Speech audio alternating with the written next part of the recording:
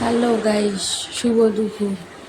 আজকে দেখো ওই যে কুকারটা খুলে দিছি ভাত, তারপরে কি কি রয়েছে দেখো। কবি ভাজা, আলু দেয়নি, আমি বেগুন দিয়ে কবি ভাজা দিয়ে আমি ঘন্ট মতন করছি। তারপরে করছি পেঁপে দিয়ে 2 পিস মাছ ছিল তাই দিয়ে তরকারি রাঁধছি, মশলা ছাড়া সাদা তরকারি।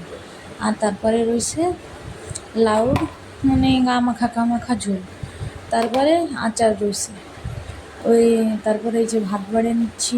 কালকে রাত্রে একবার লাউ ভাজি, ভালো লাগছে খেতে। তা আজকে টিফিন করবো সকালবেলাতে, রাত্রে পরে করছি যে লাউ কাটে রাখবো, ভাজবো সকালে আবার।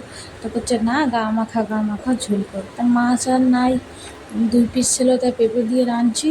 তাই ওই মাছের ডিম ছিল তাই দিয়ে একটু জলদি রাঁধছি। রাঁধতে এই যে টেবিলের পরে সবাই আমি নিয়ে যাচ্ছি, আমি গুছাই রাখছি। ওই জায়গায় বসে আমি তোমাকে দেখাইছি, এখনও খাবো। খাইতে শেষ আবার ধূপ নেওয়া হলো না, যখন থাল বাসন করে সব ধুয়ে ফেলাবো। ধুয়ে একটু জলদি ঘুমায় পড়বো, আর কোনো কাম নাই। আর সন্ধ্যার সময় উঠে আবার রান্না করা।